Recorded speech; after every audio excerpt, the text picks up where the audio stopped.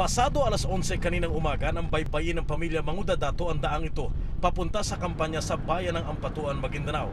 Pero pagdating ng convoy sa mataong bahagi ng daan sa barangay Kauran, biglang may nadinig na putok.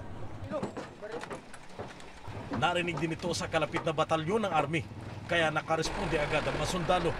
Narecover ng mga sundalo ang mga piraso ng pampasabog. May mga piraso ng metal at piyesa ng cellphone. Ang tawag dito ng militar, improvised explosive device. Naka-recover kami ng fragments ng mga granada, then battery. So yung pinaka-charge na yung grenade, M203 or hand grenade yun.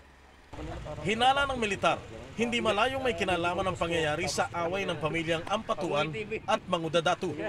Ito yung National Highway na Maguindanao at sa likod ko yung direksyon ng pinanggalingan ng convoy ni Vice Mayor Toto Mangudadato. Sinasabi na habang bumabiyahe sa kahabaan ng highway na ito, pagtapat sa lugar na ito may narinig silang putok. Yung putok nang galing doon sa gusali. Yung kulay puti na isang palapag lamang, halos isang basketball court ang layo mula dito sa kalsada.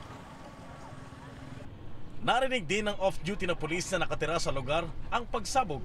Sa bayan ko, around 200 meters lang yung bahay ko dito. May nadinig ako na putok, akala ko yung parang sa gulong lang na pumutok, pero iba eh. Sinamahan kami ni PO3 Guillermo sa pinangyarihan ng pagsabog. Tadtad ng tama ng shrapnel ang pader at bubong. Nakakuha din ng pulis ng mga shrapnel na kapareho ng nakuha ng militar. Isa lang ang suspect ngayon ni Vice Mayor Esmael Mangudadato.